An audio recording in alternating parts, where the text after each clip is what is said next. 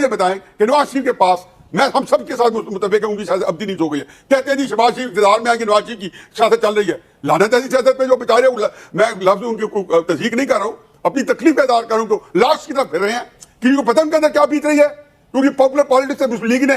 Deal करके दफना के रख दिया। मेरे भाइयों, बुजुर्गों, नौजवानों, मैं हमेशा लोगों को कहता था कि वो वोट कौमी अमानत है। याद रखे, मेरे खिलाफ साबित थी ना, मेरे पोलिंग नहीं चल पा रहे थे, लेकिन जब कोटला का पोलिंग में सिर्फ आज करता, आज आपको दिल की बात होता, अल्लाह रब्बुल इज्जत की कसम है, अगर कोटला से इमरान खान का 1800 वोट ना निकलता तो मैं गुजरात के तरह दीवार खिला देता।